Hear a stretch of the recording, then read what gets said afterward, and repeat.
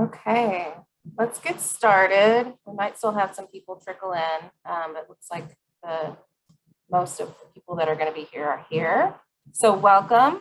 Thank you for taking the time to join us today and help provide us feedback on a new opportunity for our community. HUD, which is the U.S. Department of Housing and Urban Development, has released a new funding source that is focused at helping communities address unsheltered homelessness. Unfortunately, it's not enough funding to end unsheltered homelessness in communities. And we are thankful for you to take the time to give us feedback on how this funding could be the most impactful. We're going to spend a little bit of time today learning about this funding opportunity and some of the specifics around it. We're also going to hear some data around unsheltered homelessness and some statistics, so we all can have a better understanding of the population. And then we're going to spend a little bit of time getting feedback from all of you. And talk about what's next and what will happen with all of that feedback. So I really appreciate everybody taking the time. I'm going to turn it over. I'm Kate Moore, by the way. I'm the Vice President of Strategic Planning and Partnerships here at ECHO. And I'm going to turn it over to Matt Malika, who's our Executive Director. Thanks, Kate. And just to reiterate how much we appreciate you all taking some time on relatively short notice today to hear more about this opportunity. I think one of the things I just want to make sure we mention here is that the work that's being done to sort of better integrate what we call sort of adjacent systems into the homelessness response system, sort of healthcare, criminal justice, juvenile justice, child protective services, all of these systems that sort of play a role in working to end and prevent homelessness has been a long time in the making here. We've been trying to really ECHO, and our community, our homelessness response system has been trying to create pathways into the work for those adjacent systems. And this opportunity specifically from HUD is sort of the first time in the last year or so that they've really started to recognize that in order to address unsheltered homelessness in our community, and in order to prevent unsheltered homelessness in our community, we need to make sure that we strengthen the connectivity and the connective tissue between those adjacent systems and the work being done to end homelessness in communities. And so, you know, we have a broad array of community stakeholders here. Everyone can play a role in this, whether or not you're providing housing or healthcare services, whether or not you're a service provider within the homelessness response system already, or providing crisis services in terms of emergency shelter or outreach. The idea here is that we really need to build our muscle around a broad community response and education around the issues so that our policymakers can make better decisions around how to end homelessness, so that our systems can work more collaboratively on patients and tenants that we are working with that intersect. There's a lot of intersection there. We hear a lot from housing providers. How do I get more services into my housing units that I run and own? And we hear a lot from our healthcare providers and our folks that provide crisis services. How do I get access to housing units more intentionally for the patients that I'm serving in my clinics or on the street? So this is the beginning, not the beginning. This is an inflection point, I think, of a conversation that we expect to continue and just strengthen over time. We have this funding opportunity available to us where we can actually get projects built and created. But the muscles that we're building here within this group and within our community are how do we stand up long-term relationships and strategies with adjacent systems and housing providers in order to end unsheltered homelessness in our community. So we really appreciate you being here. And this is just one opportunity, but we're trying to create this as a catalyst for like a long-term engagement with the patients, people, tenants that we're all serving, because there is, as we all know, our data shows us, and you're going to see today, just a lot of overlap and And so we need to coordinate better. So really appreciate your time and energy on this work. And I just want to make sure before the presentation starts and I'm a spectator like everyone else, that I say how much I appreciate the fact that, everyone on this call is doing something to work to end unsheltered homelessness in our community. And so we just really appreciate you all being part of the cause and showing up here today to work and to learn more about this opportunity. So thanks, Kate, and hope you all have a great afternoon. Thank you, Matt. I'm going to start by sharing my screen. Are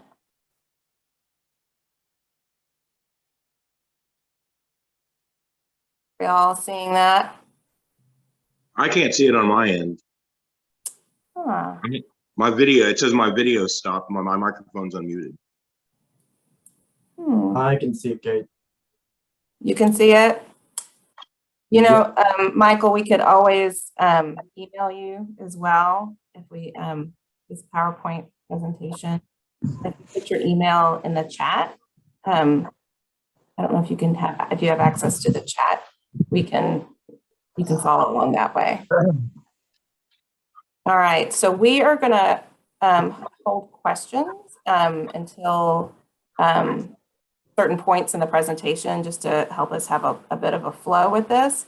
And just so you know, towards the end, we are really gonna have some dedicated time where we specifically want to hear from you. So what we're trying to do is set up so you have information in the front end of what we're exactly asking for feedback on. So thanks for your patience with us. So this is our agenda. We're going to talk about what's our purpose, why are we asking you here today? We're going to review the specifics of this funding opportunity, which is sometimes called the special NOFO, or supplemental NOFO from HUD. We're going to go through some data. And then we're going to concentrate on getting some feedback from all of you. And then we're going to talk about what happens next. So as we've talked about, this is a funding opportunity. This is the first time that HUD has released this specific funding opportunity. And they're asking every community, in order to apply for this funding, to develop a plan. And that plan it needs to be specific for how do we in our community plan to serve individuals and families experiencing homelessness, with unsheltered homelessness, specifically for Austin, with severe service needs. So one of the things that we're doing is going to the community. We're going to housing providers, healthcare providers. We're going here to a more general community meeting, and we're getting feedback on what should be in this plan. So we wanted to let you know what HUD is putting forward as their funding priorities for this funding. They're asking us to target efforts to reduce unsheltered homelessness. Particularly, they're looking at communities with high levels of unsheltered homelessness. They're looking at us coordinating, like Matt talked about, coordinating approaches. So looking at how our systems are working together, whether it's healthcare systems, housing systems, criminal justice systems, how are we, service providers, how are we working together and leveraging each other's resources? Housing first, we'll talk more about that in a slide if it's a new concept for some of you in the room. And public health principles are centered in this. They want us to involve a broad array of stakeholders. We're also involving feedback from people with lived expertise in this NOFO as well. They want us to reduce the prevalence of unsheltered homelessness. So they're specifically going to be looking at how can we demonstrate as a community that this funding is going to help us reduce unsheltered homelessness and housing stability. And then they're really also looking for us as a community to look at data and to have that data inform the funding and any changes or improvements that we make as a system based off of that data.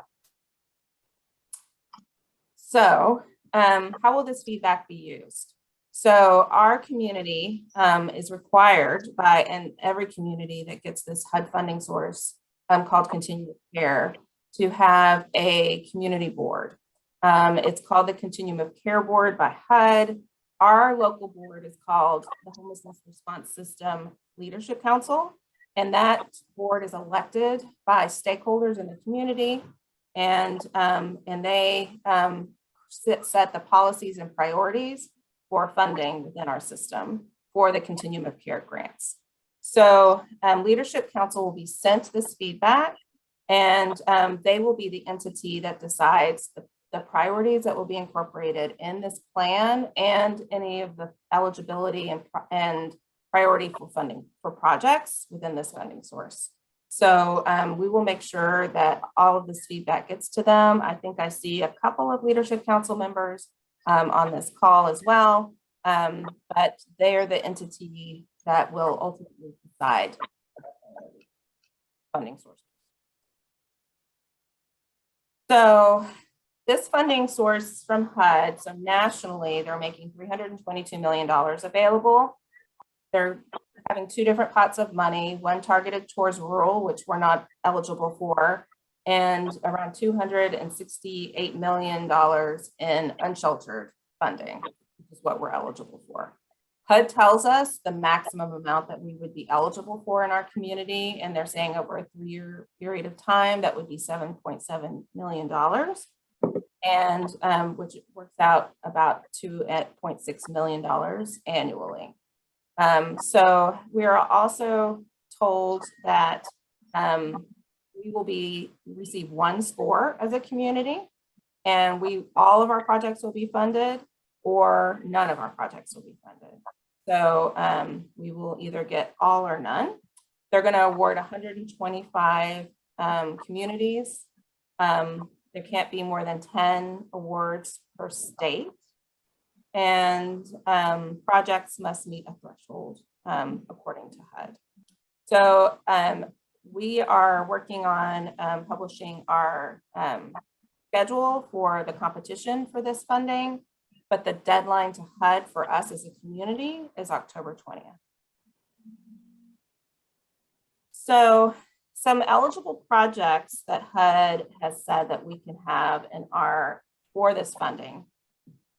We wanted to kind of walk through those. Some of you are very familiar with these terms, and this might be new to some of you. So permanent supportive housing. So that is an intervention. It combines affordable housing assistance with voluntary support services.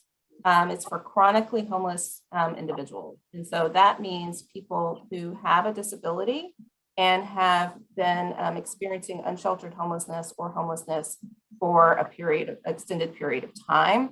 HUD has a very specific definition of that that communities have to follow.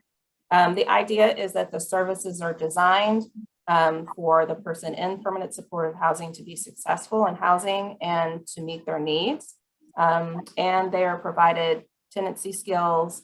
They live with a lease, and they have access to community-based healthcare, treatment, employment services, those types of things. Rapid rehousing is another permanent housing intervention that is eligible in this funding source. It is a time-limited source as opposed to permanent supportive housing, which is if a person wants to be in that housing forever, they can be. It's a non-time limited housing resource. Rapid rehousing has a time limit to it. Usually it's a year or 2 years, but it is a housing subsidy with very similar wraparound services to ensure that the person is supported and has the services. There's also another that's a new intervention that's not very common that's called joint transitional and rapid rehousing, where a person could access transitional housing or rapid rehousing. There's some what HUD calls supportive services only grants available. So costs associated with coordinated entry is eligible, and costs associated with street outreach. If you're not familiar with coordinated entry, that is our access system into our permanent housing programs in our community. And so we assess as a community people who are needing a permanent housing resource, who are experiencing homelessness, according to the prioritization is developed by Leadership Council. And at ECHO, we coordinate the system that refers people into these permanent supportive housing programs. And then also the Homeless Management Information System, which is the database that all of us use as an eligible activity as well. I wanted to we wanted to briefly talk about housing first, since this is something that's heavily emphasized in this funding opportunity, and what housing first means. So housing first prioritizes permanent housing for people experiencing homelessness, but housing ends somebody's homelessness. It serves as a platform for which they can pursue personal goals and improve quality of life. It's guided by the belief that people need basic necessities such as housing before they can work on other things, such as getting a job, budgeting, sobriety, substance abuse, that type of thing. Values client choice and housing selection and supports service participation. And it is a value that client choice is likely to make a person more successful in their housing if they can exercise that choice. So before we move on, the next slide is starting the data. I thought we would open it up for questions about this funding particularly. And then I would like to turn it over to Claire, who from our ECHO team, who's going to walk us through a little bit of the data for us to make sure we're grounded in the research. So does anybody have any questions yet about the funding, what's eligible, what HUD is asking from us? Well, I got a question. Yes. I was just wondering, is the funding specifically allocated for helping people? Or is it for bureaucracy of ECHO? So it is for, we are the entity that coordinates the funding. Okay. But it will be going and we will be coordinating for folks, so agencies, service providers to be able to apply and run programs. So the programs will be, these are the ones that are eligible from HUD. Leadership Council could decide to limit the types of activities that our community could apply for, but it will not be ECHO that's applying for these funding sources. It will be providers who will serve. So how many people do you think that this would help? You know, we don't know because it depends on the amount of leverage that each project application is coming forward with. Oh, okay. Yeah. All right. Thank you. Yeah, you're welcome. Dylan. Do we expect this to sort of roll into the greater COC pot, kind of like the YHDP did? Yes. Cool.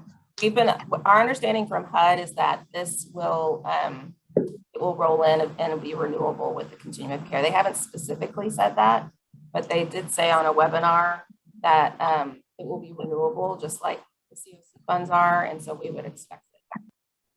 Excellent. Thank you. Yeah.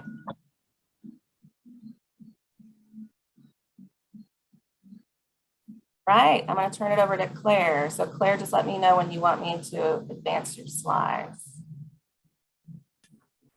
Will do. Thank you, Kate. My name is Claire Burris, and I'm a research and evaluation manager at ECHO. And I just want to share with you all on the call today a little bit of what we are seeing in the data about unsheltered homelessness, and to hopefully ground our stakeholders in what we'll need to take on to really help out this population with unique needs. So I want to start just by providing a little bit of historical context of the overall number of people experiencing homelessness in the community over the past few years.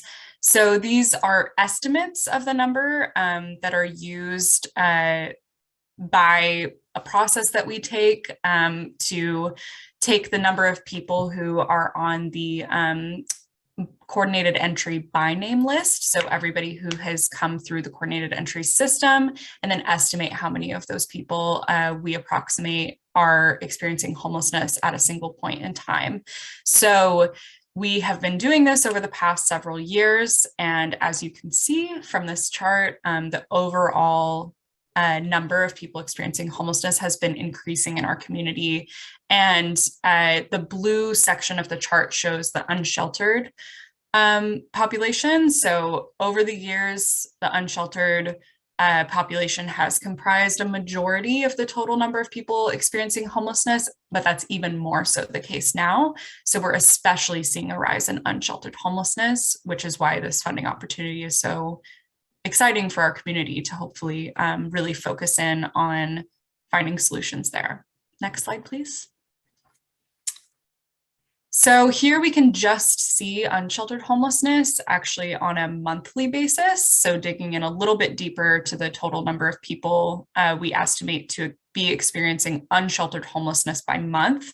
And as you can see, there's a lot of fluctuation here that is very typical in data and social services. It may not necessarily reflect real change, but it's just sort of fluctuation in the data that's coming in.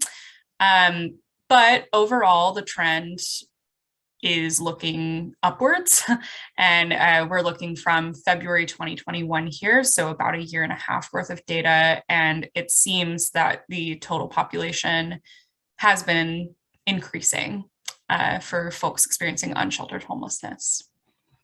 Next slide, please.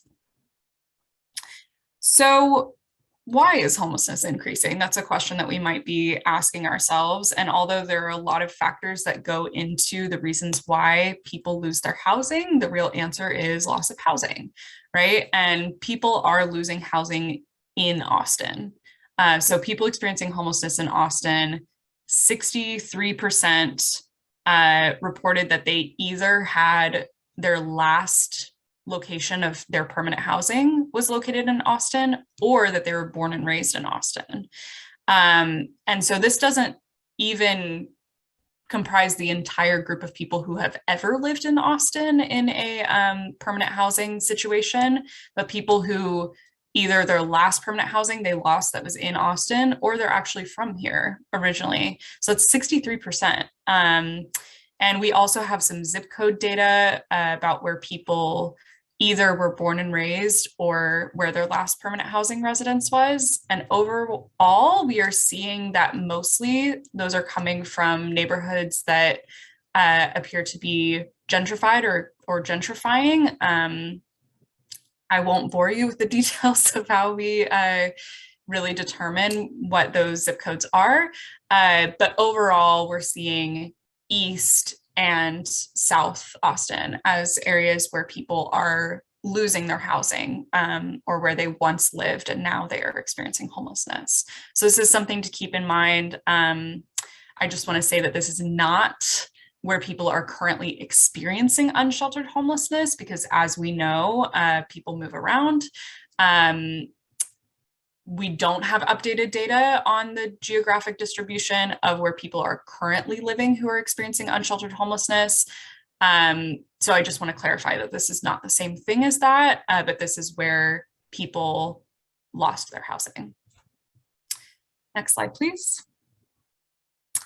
So just focusing in on unsheltered homelessness a little bit deeper here, when we compare the population experiencing unsheltered homelessness to the overall population experiencing homelessness, and people who are living in shelters, we see that people who are unsheltered are more likely to be single adults, so living in households of one.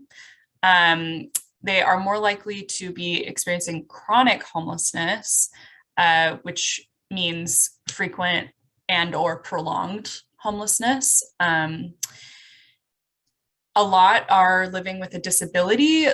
People living with a disability in general are more likely to be experiencing homelessness, and we see this reflected in the unsheltered population as well. Are more likely to be survivors of domestic abuse. Actually, more than half of the unsheltered population reports this history. And they're also more likely to report being victims of a recent violent attack. So I'm going to take a second here because I know that that's a lot and it's heavy, and just take a breath to think about the humanity of what we're talking about, because these are people who need help and are really experiencing some unique vulnerabilities from their experience of living unsheltered. Next slide, please.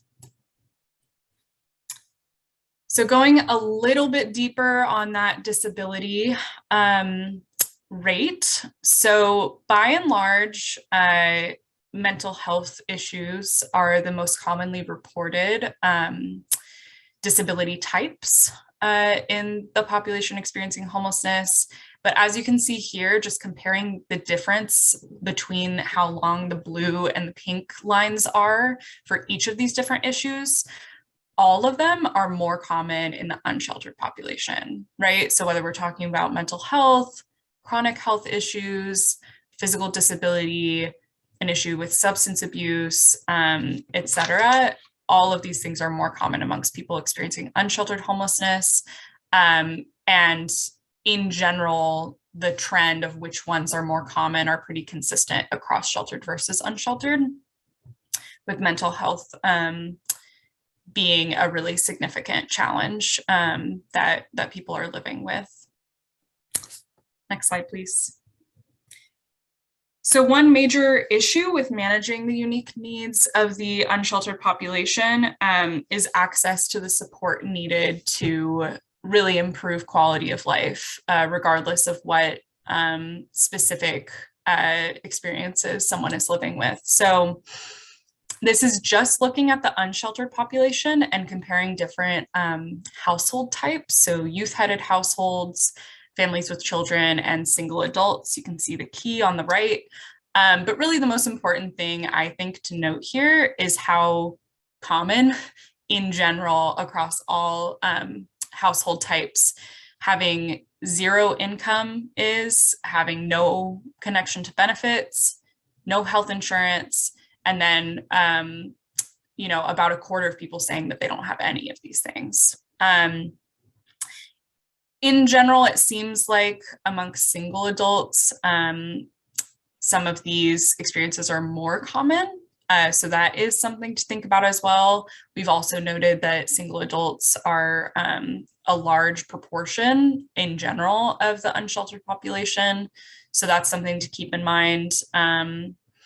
And projects like what's going to be funded through this NOFO are the types of projects that can really help people get connected to resources like this that they need to improve their quality of life. And as Kate noted when talking about Housing First and some of our project types, these are projects that connect people with services. And so these types of services that we have in our homelessness response system connect people to things like income and benefits and insurance. And as we all know, those are very important, especially for people who are living with health issues and experiencing negative outcomes that are related to unsheltered homelessness. Next slide, please.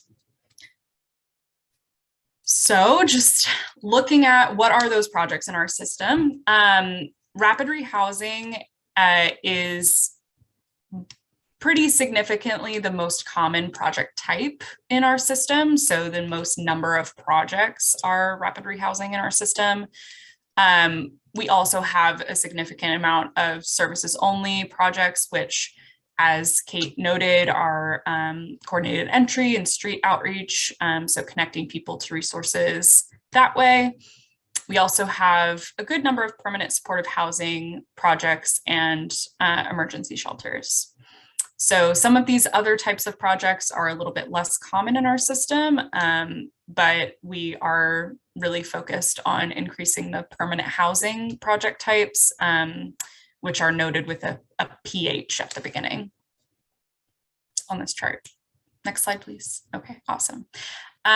So one thing we really want to hone in on here is that of the projects we have in our system, the capacity, meaning the number of actual beds for someone to be living in units and beds that people can fill, has been increasing, and particularly in permanent supportive housing and rapid rehousing, which already had the highest capacity of all the other projects in our system.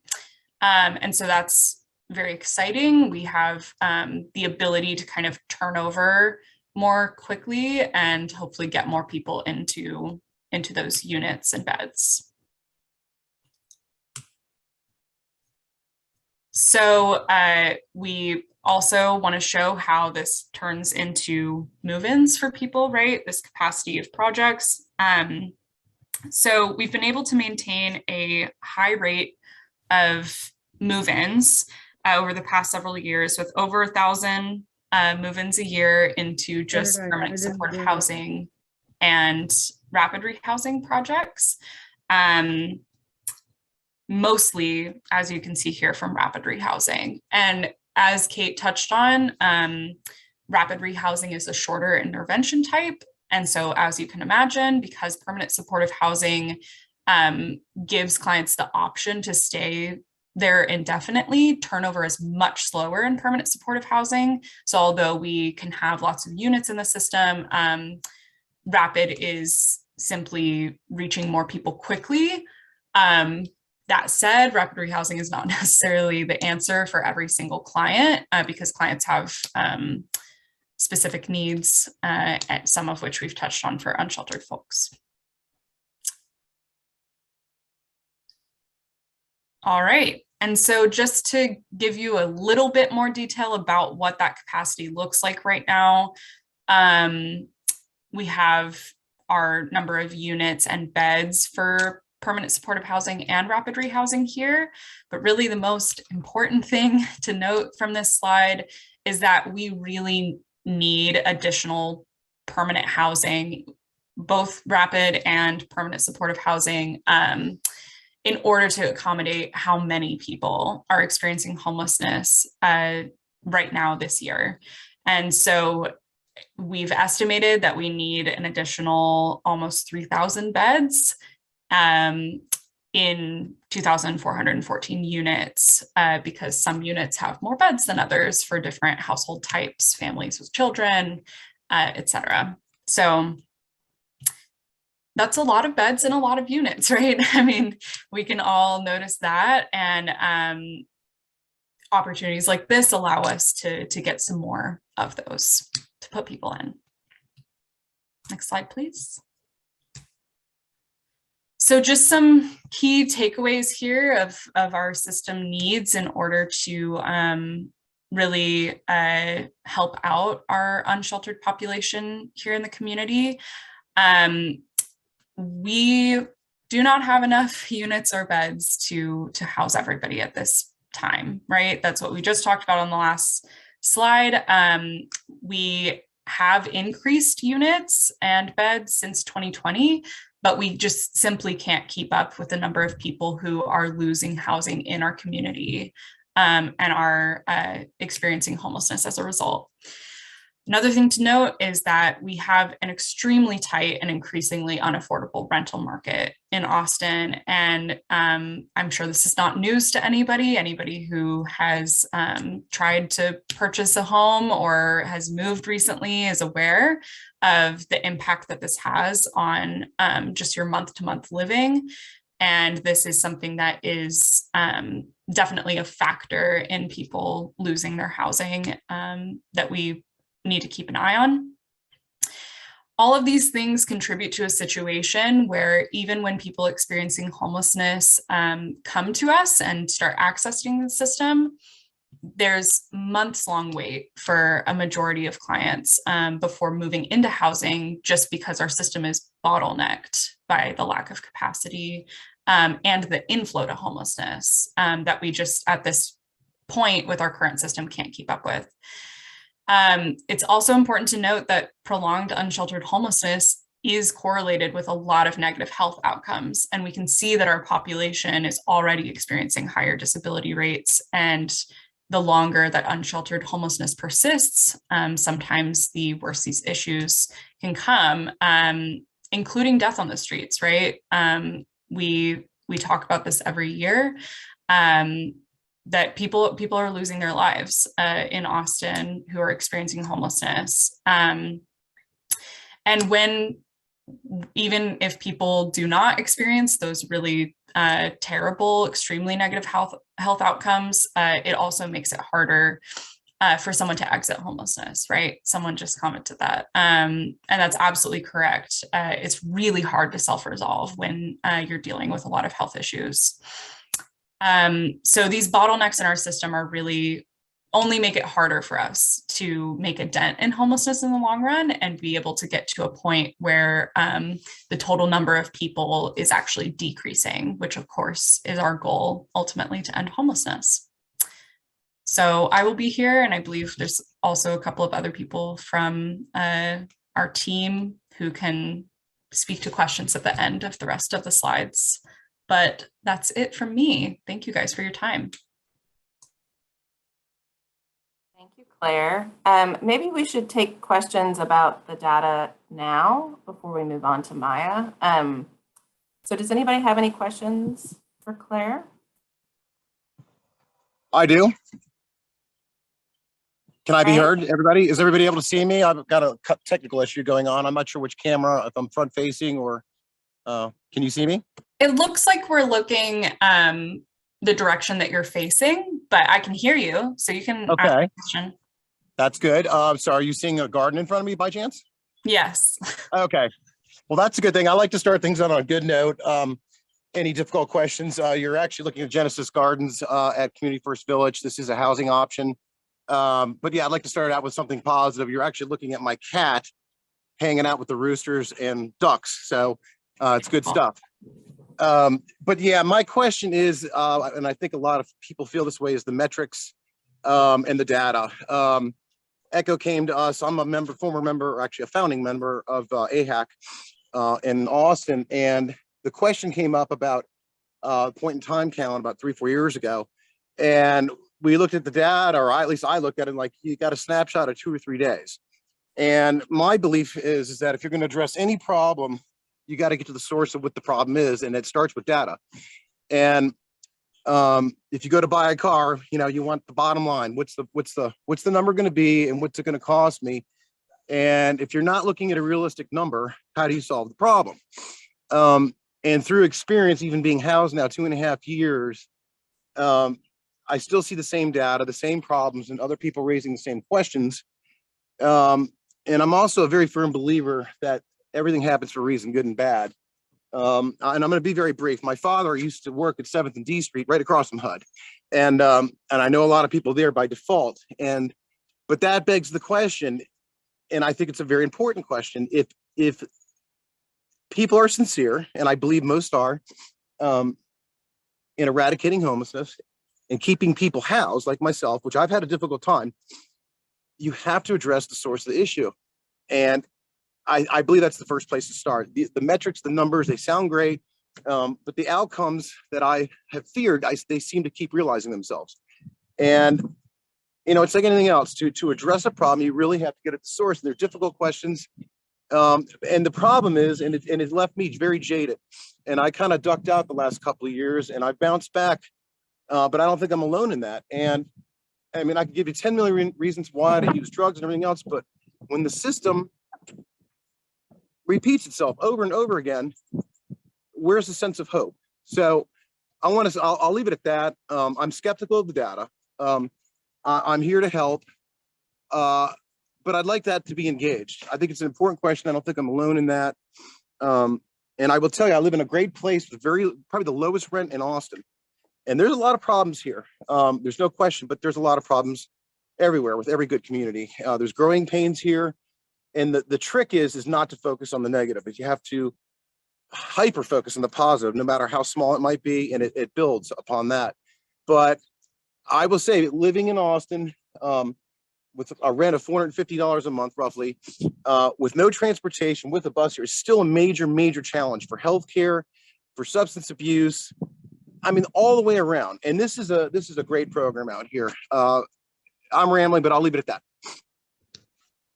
Thank you, Michael. And we appreciate that perspective. And when we get to Maya's portion, we'll have more opportunities as well to get specific feedback on the system and improvements that we should make as providers and system leaders. So thank you. Yeah, thank you. Does anybody else have questions? Steve, I see your hand.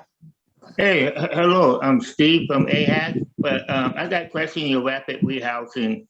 What are the numbers of rapid rehousing folks? Sound like you put a Band-Aid on a bullet hole. because you want to get these guys in housing, but most of them fail after, it's not 1 year or 2 years of pay rent, it's mostly 6 months. After 6 months, they don't have a job, the landlord's ready to kick them out, and they right back out. Rapid rehousing took me 5 years to get off the street, because I'm a rapid right now. And I just disagree with you. You made rapid so nice. Oh, we help fast turn back, but what's the numbers of people who don't make it and it's right back downtown? That's what should be where permanent supporting is still in their house. If they get kicked out, don't worry about them. In about 6 months, they get another one. It really sucks. Yeah, I'm just concerned about your numbers, and there's no case management for rapid, because once you get a house, your case manager drop you. You got a job, but you may lose that job, paycheck, and you don't have no hope or no help. And that's there's a lot of people. I know a couple of people right now that had rapid, and they right back out on the streets because there was no one to guide them or help them, or no employment opportunities. It seems like to me you guys could provide some type of employment opportunity, but Austin is becoming such a high-tech community, and we are just trying to get low-grade jobs that pays good, at least $15 to $20 an hour. Spaz, what are you doing? Enough to live in Austin still. What are you doing? Steve, it's nice to see you. I think I met you in person a few weeks ago in the HEB parking lot. So it's good to see you, and thank you for being here and asking your question. So I think you're really speaking to a very important thing to think about, that the impact that the cost of housing has on our ability to have as long of an engagement as is needed for some people. So when housing costs are increasing, even for a rapid rehousing project, there's a certain budget, right? So even if that money is intended to last for 2 years, it may not, right? Because the cost of housing is so high. And that's definitely a challenge. And I think it speaks to our need to have a wider variety of options, and a wider variety maybe of providers providing those options, to be able to really meet the actual needs that each individual has. Because it sounds like you're expressing a need for more individualized care that gets at whatever that actual person is going through. Because if you have a job that pays $30,000 a year, you don't get no homeless services, because HUD cuts it off at 20. And that stop with HUD and raise that ball, not 20,000, just a drop in the bucket now these days. Yeah, I mean, I'd love to hear more from you in the section that Maya will facilitate next. And I'm very glad that you're here and speaking to your experiences and what you've heard from other people. Thank you. So let's take one more question. See your hand, Elizabeth, and then around the data, and then because it sounds like people are itching to give feedback, which is really great. And we'll turn it over to Maya to facilitate that, to make sure that we can capture all of this feedback. So Elizabeth, I don't see your bubble anymore. Hi, I'm here. Okay. Thank you so much, Kate. Yeah, thanks for taking my question. I work for the United Way of ATX. I'm a 211 operator, and I just wanted to thank you all for this opportunity. This meeting is very pertinent to what we do. I just wanted to ask a question about coordinated access. I had a call from a homeless mother of 2 children under the age of 5 yesterday, and she said that she completed the coordinated assessment in April and is not heard back from anyone and is still homeless with her 2 children. She can't get a job because she doesn't have childcare. She can't get childcare without a job. So do you anticipate this is going to accelerate the turnaround time on housing people, or how do you think this is going to affect the coordinated assessment process? Yeah, so coordinated assessment is our system's way of determining if a household is eligible and how they're going to be prioritized for the limited housing resources we have.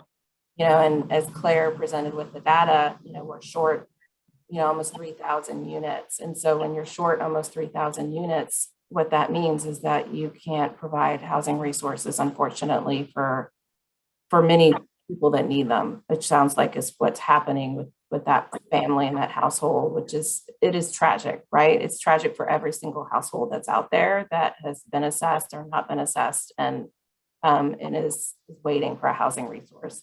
But to answer your question specifically is that if we are awarded this funding and we fund housing resources, rapid rehousing, yes, it will give us more resources to be able to house more folks, which is why we're interested, is that we need more housing and can't pass up any opportunity to get more funding.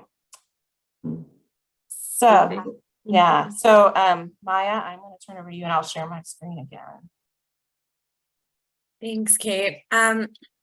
So we're going to be moving now into some feedback that we'd love to hear from y'all. We have some specific questions. So I am putting a link in the chat that will get you to a webpage that looks like this, that's up on the screen here. And so on the left-hand side where you see this little bar with different, where Kate's mouse is, that fourth option down, it's an icon for a sticky note. If you click on that, you're able to create like a virtual sticky note that you can put on this page and write down some answers to the question here. You can sign your note if you want it, if you want us to know where it came from, or you can keep it anonymous. If you don't write your name, we won't know who it came from. And then as you can see at the top, there are little arrows.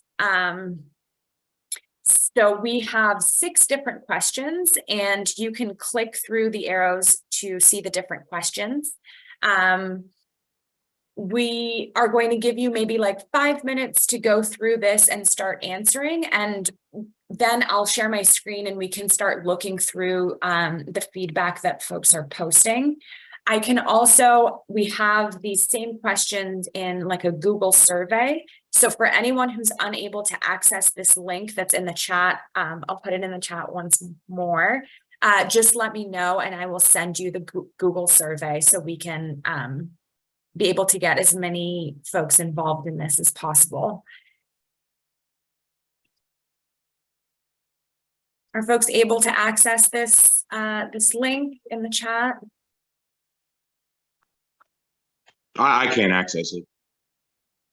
Can or cannot? I cannot. I'm not getting any video at all.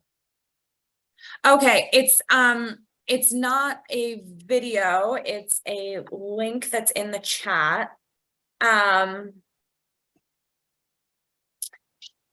So are you able to see the chat on Zoom? All I have is like a blank screen with a speaking button, and I can see who's speaking at the bottom, but I don't have a picture at all. I don't know what happened. Okay. So then what we'll do is for anyone who's unable to connect to this link, I'll send it out after this meeting along with the slides that Kate and Claire presented from, so that you all have access to all that information as well as the link to the feedback forms so that you're able to participate. Okay. Thank you. Okay. Yeah, you're welcome.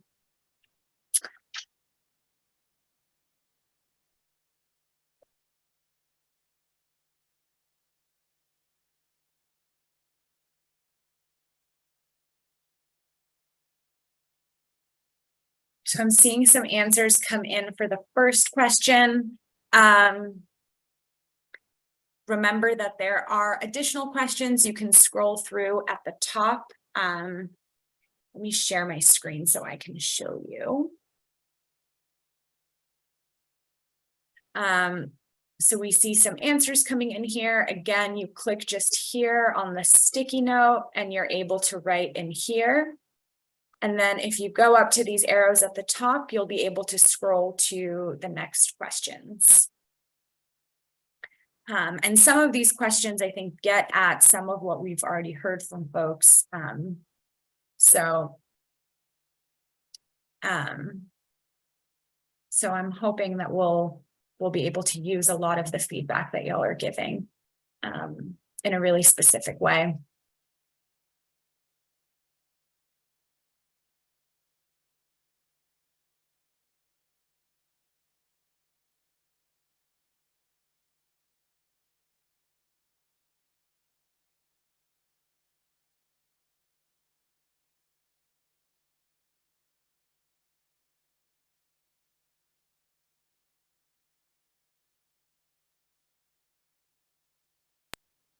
Morning, Maya.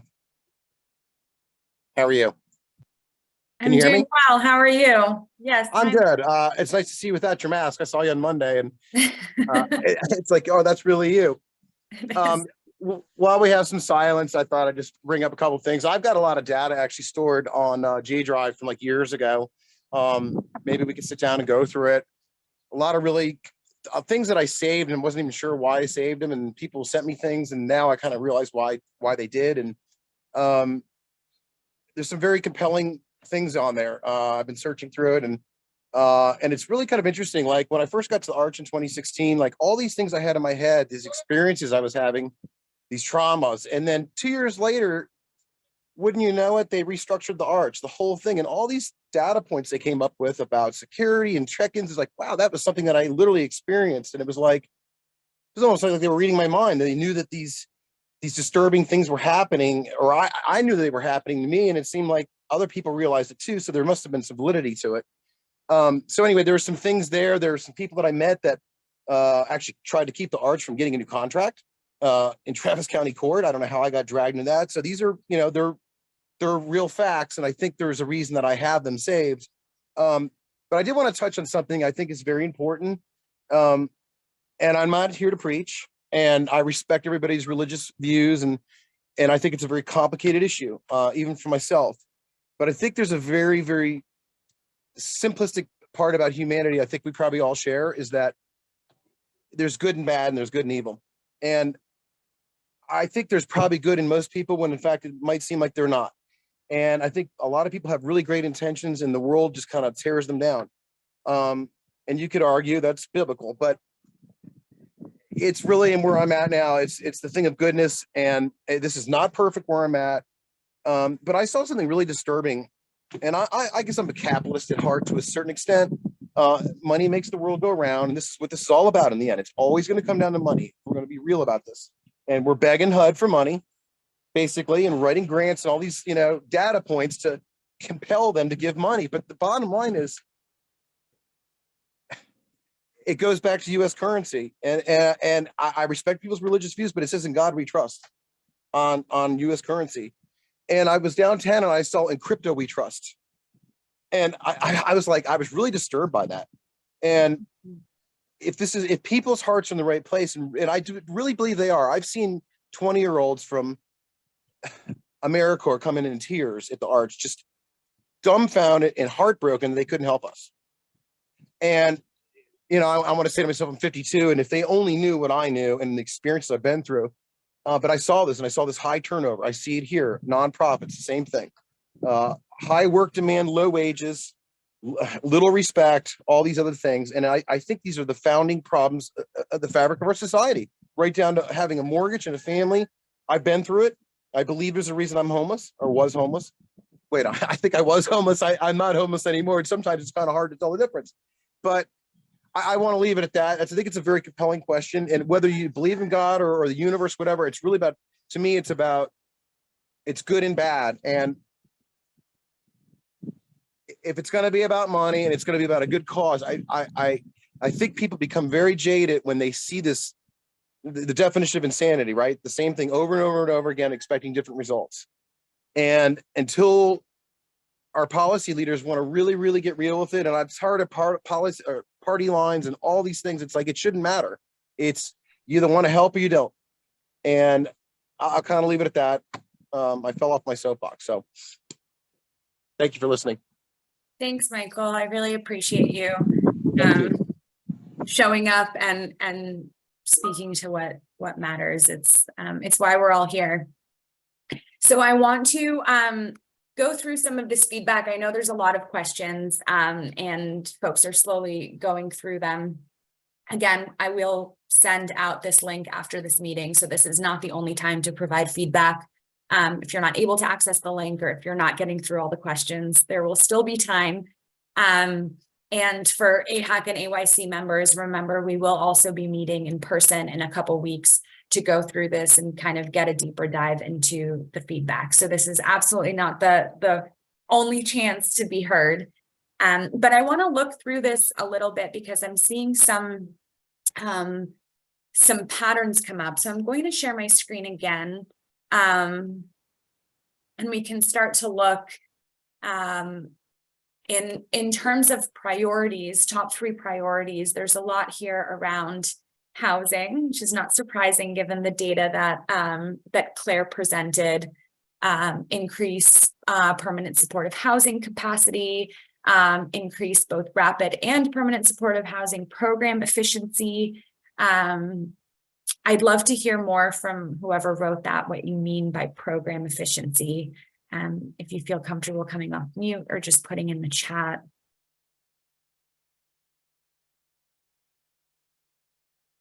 Are you referring to kind of moving through the coordinated entry system more quickly? So the time from getting assessed to getting into housing? Are you thinking more about the program itself? So how services are being utilized to meet clients' needs?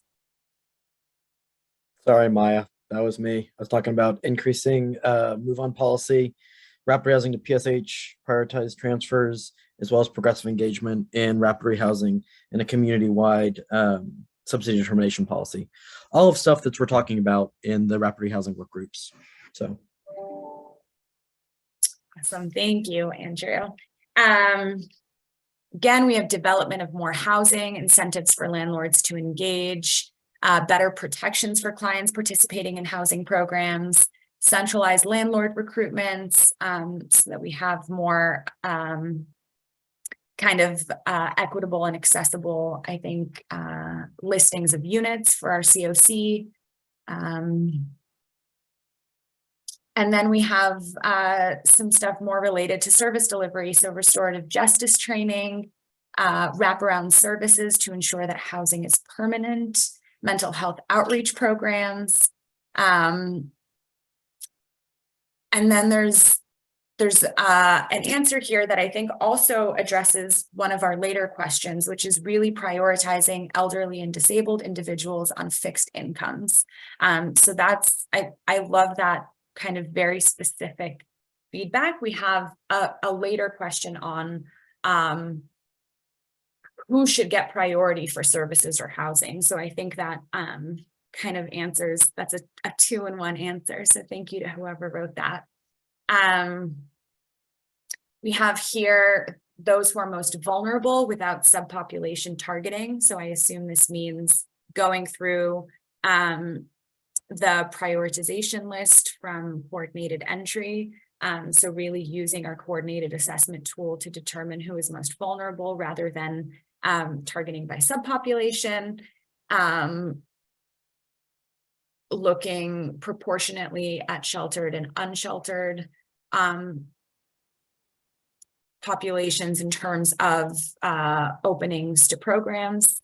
So presumably more openings going to unsheltered folks, given that they make up a larger population or a larger portion of our population experiencing homelessness.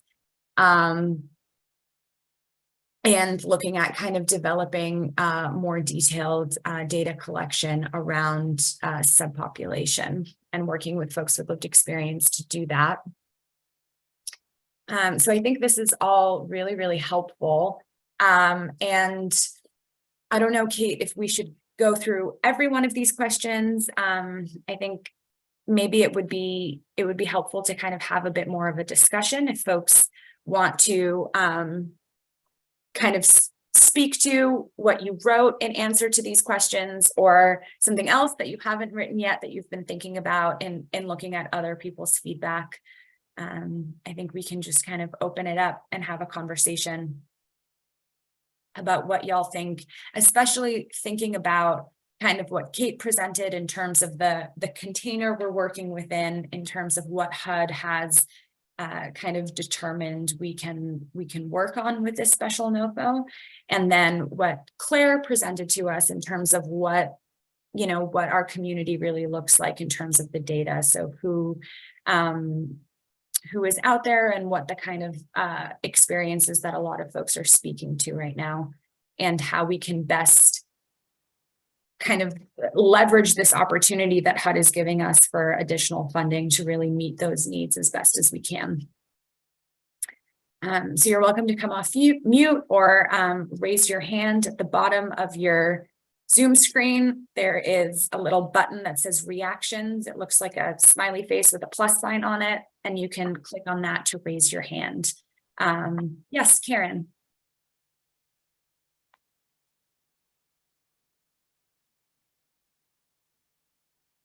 Karen, are you speaking? I can't hear you if you are.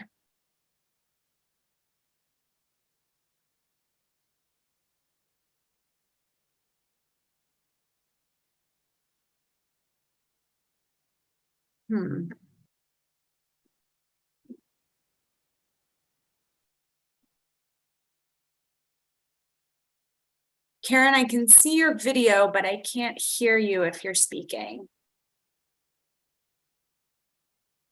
So maybe if you're able to put, oh, I see you're connecting to audio. We'll just give you a minute.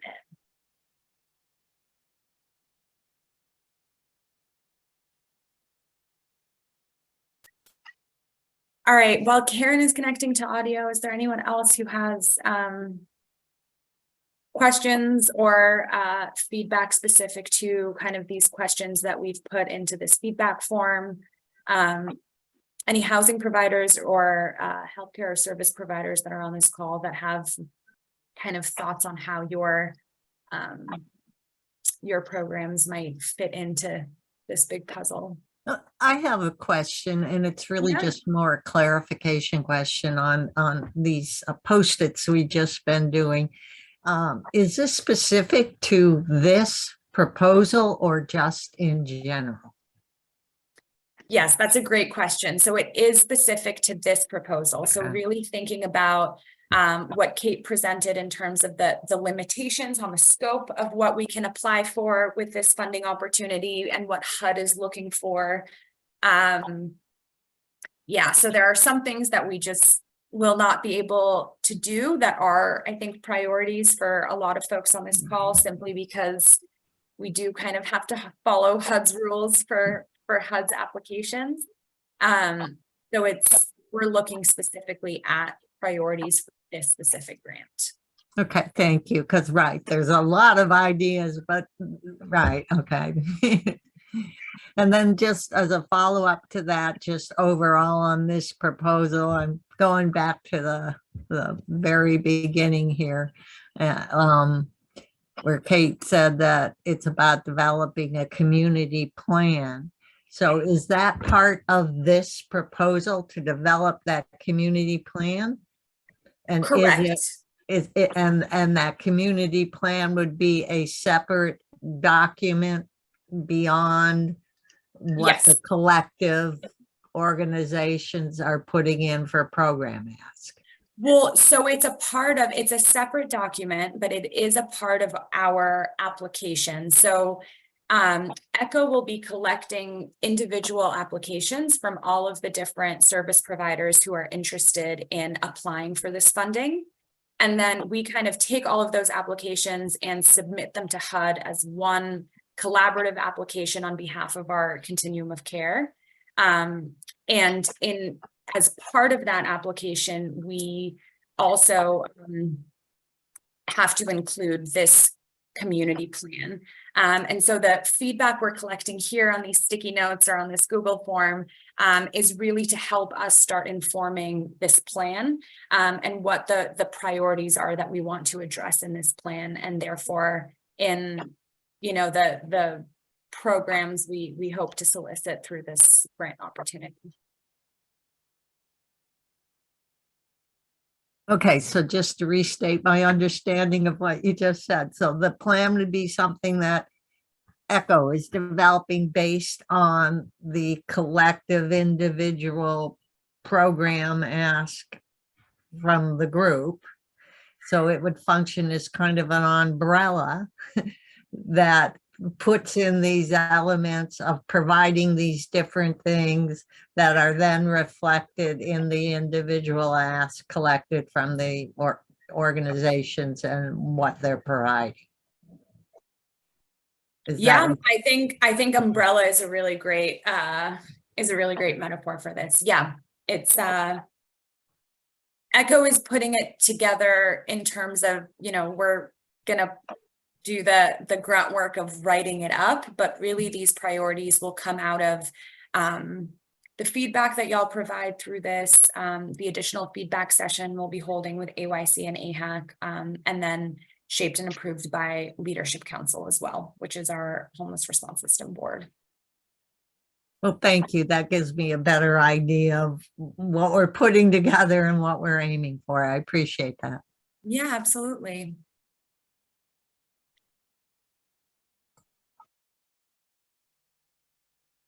Any other questions or general thoughts or feedback on how we should prioritize and move forward in this special NOFO process?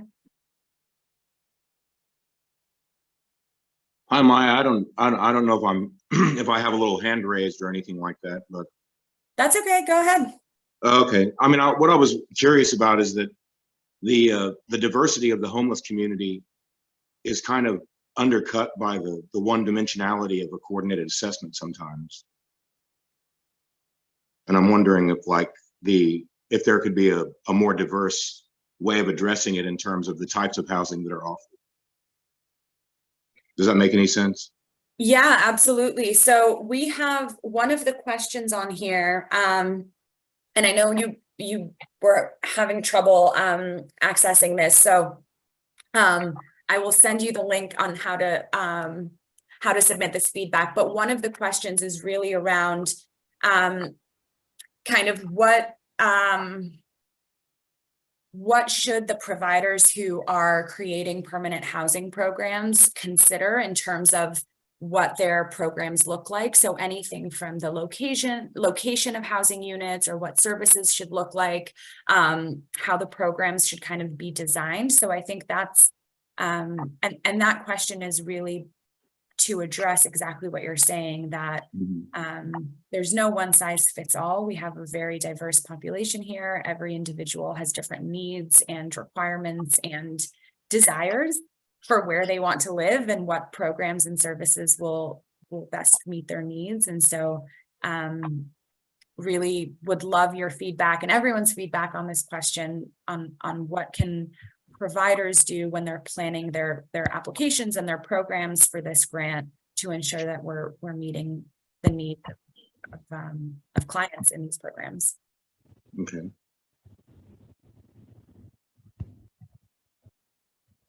I think Amy was trying to chime in. Amy was trying to what? I said, I think Amy was trying to chime in. Yeah, I'm stuck on. She just did. Yeah. What am I doing? Hi, Amy. Hi.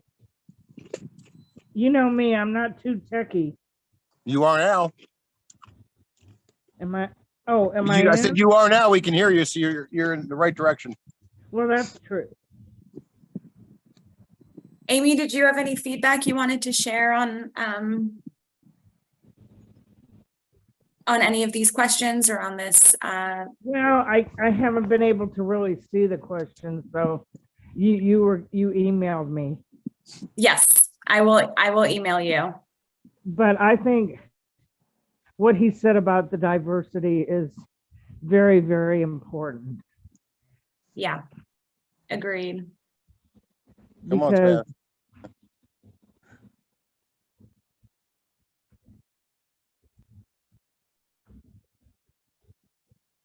Yeah, I agree. Elizabeth, I see your hand is up.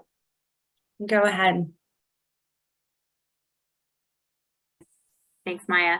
I just had a question about the timing of this rollout. Do we have any idea of when we'll start seeing this start to impact the community?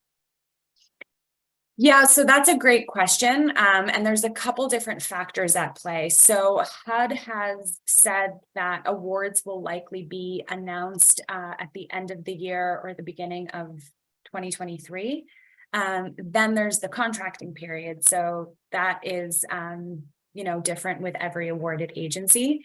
And then in terms of housing, one of the things that's unique about the special NOFO is that it's looking for leveraged units.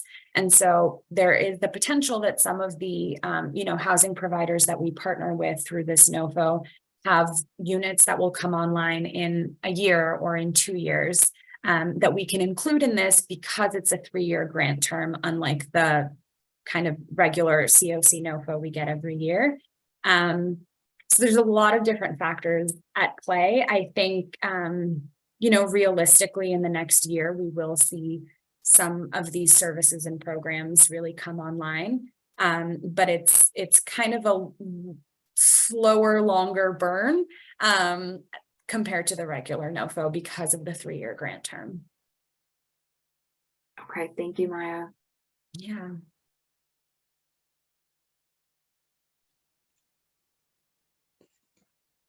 Maya, may I? Can everybody hear me? Yeah, go ahead, Michael. I apologize. I'm new to Zoom and I see the gadgets and I'm on a small screen. I had a tablet set up, but couldn't get on. So in any event, I'm just kind of winging it. Just to follow up Christopher Carr's statement about continuum of care, coordinated assessment. I can only speak to experiences, and I guess, being very grateful, and I really, really have to zone in on that because it's really easy for me to get better. But I mean, I was dragged through a bureaucracy for 4 years to move in and get housing, and I did everything the right way, in my opinion, and trusted the system. And I think this is very important. It failed. I mean, right down to finally, after 3 years trying to move into community first, my caseworker at the Arch tells me, "You're moving in Friday." And 2 days later, he comes back to me and he says, "Oh, I got the wrong Michael Davis." I mean, I can't even tell you how deflated I was. And my original issues were medical. So I sit here and look at the statistics and families. I mean, I was in East Texas and it was either come to Houston or Austin not to die. That was my mantra, and that's what I had to do. And in the end, with a simple hernia operation, which should have been simple, I've been eradicated from the hospital, thrown out. And to this day, my address says homeless, bad address, and typecast. And I'm not alone in this. I know people, Dr. Mercer is on the board. He is a professor at Dell Medical. And this racism, and there's no other way to say it, against all of us. And to this day, I typecast being housed, being called bad address homeless is something that is, at least for me, it's so demoralizing. And then I ask yourself, what am I doing wrong here? And these problems still exist. And I'm going to go ahead and call out some people that I probably should have a long time ago and been urged to, but Integral Care has failed me specifically. And I have the data to back this up. First thing I want to say is I'm not blowing smoke here. And a lot of people like to talk, but I want somebody to engage this issue and actually contact me and let's discuss this. But, I know Integral Care is I think they just got a new director. I think they've been without a director for a while. But I mean, my medical diagnosis was actually changed without me even knowing it or being medicated. And that's a very serious thing. And not to mention being thrown in jail for 2 months over something that, in my opinion, should have been dealt with by a mental health expert, and it hasn't been to this day. So I wanted to touch with Christopher on that and the coordinated assessment and the whole number deal. It's like, oh, well, and at the arch, like, well, if you're a 14, you're the golden child, or if you're a 13, it was like this whole game. And it's like, how did I end up being a number? Yeah. And the bottom, so I think Christopher raises a very, very important question. And it goes back to the data. And it's like, looking at the needs of people. I mean, maybe they need to take a photo of the person, and maybe the picture speaks 1,000 words. It's somebody with a cane or who can't stand up straight. I don't know what it's going to take, but I will say I did it the right way, the best way I could. I tried to stay in shelters. I tried to get away from the shelter. I was accused of being insane for staying at a shelter downtown. I tried to go to the woods, and that didn't work out for more than 2 days because you get robbed. So there's all these problems. And then the biggest problem is, and I'm sure it still exists, the problem will manifest itself day by day. And my belief is, if you come to Austin with good intentions, or any city for that matter, and you have no intentions of using drugs, there's a good chance you're going to end up getting hooked on drugs. You just can't take it anymore. And I'm speaking for the people that can't speak for themselves. And there comes a tipping point of like, and I can handle, I think, a lot of stress. I don't know how I was built this way, but I've been through a lot of stuff that I've come through, but not everybody has that resilience. And it's so damaging. Some people never come back from it. So that was to Christopher's point, the longer answer for the short question. Thank you, Michael. I appreciate you sharing your perspective and your experience. I want to make sure, we only have about 10 minutes left in this meeting, so I want to make sure folks who haven't spoken up yet or participated in the discussion are given an opportunity to do so.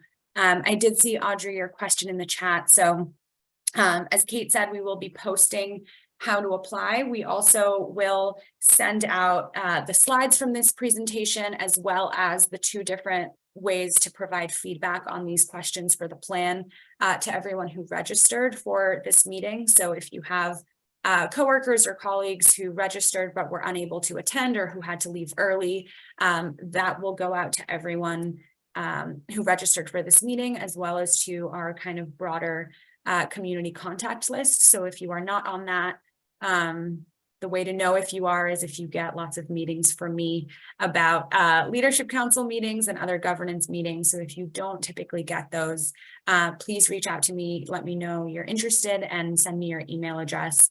And later today, we will be posting the kind of timeline for this special NOFO. And we also have kind of a quick interest form for providers. So that's housing providers, healthcare providers, and homeless service providers, to let us know that you're potentially interested in applying and what your capacity is, or what your interest is in what you're providing. So if it's just units, if it's units and services, and things like that. And in terms of next steps, even before we will have, this is a NOFO, so there will be a local application with an independent review team that will be reviewing and scoring those applications. Leadership Council will then approve a priority listing that we attach to our collaborative application to HUD. And because of this kind of unique component in this special NOFO, ECHO is going to be providing as much support and technical assistance as is needed to kind of do what we're calling matchmaking. So connecting housing providers and service providers and healthcare providers to be able to kind of build these collaborative program models that HUD is looking for in these applications. So lots more info to come. And that information hopefully will be accessible to everyone. So it will get sent to multiple different contact lists, including those who are registered here, as well as posted on the ECHO website. And Kate has put the NOFO email address in the chat. So any questions or thoughts that pop into your head after we close out this meeting, you can send to that email address. It'll go to the whole team at ECHO who works on the NOFO. So you'll be sure to catch someone who can help you out.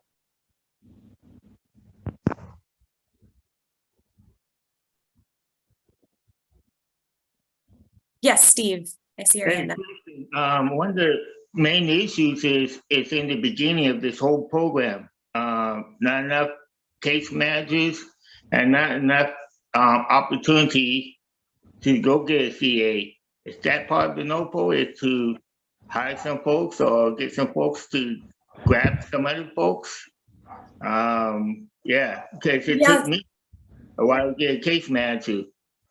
And when you get one, you're on it for a year or two. Mm-hmm.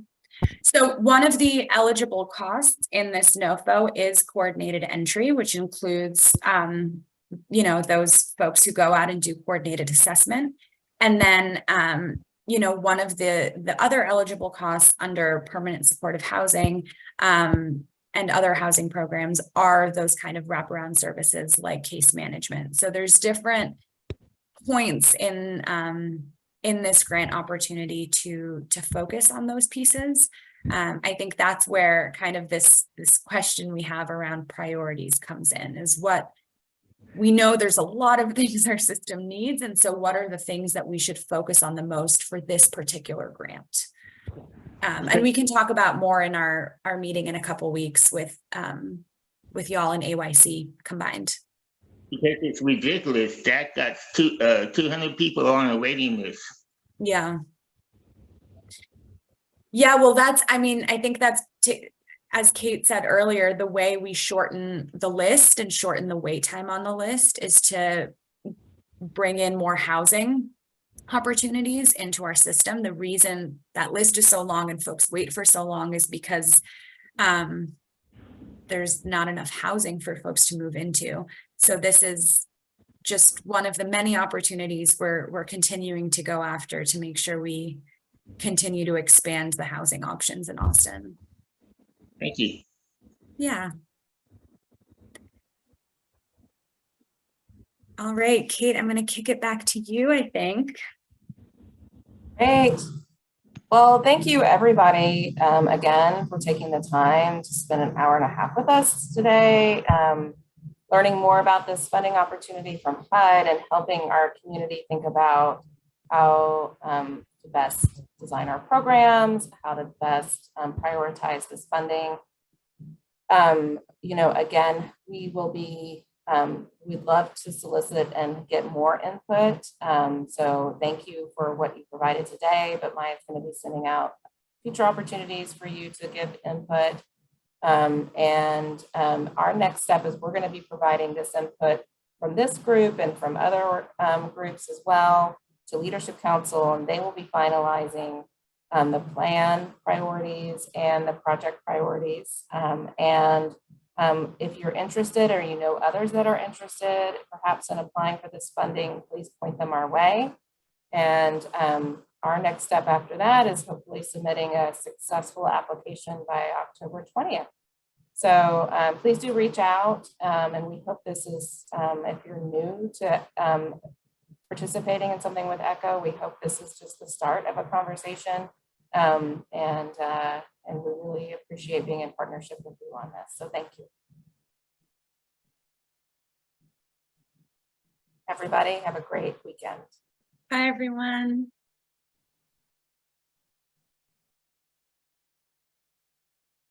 Thank you very much, Maya and Kate. Y'all have a good day. Thank you, Christopher. You too. Mhm.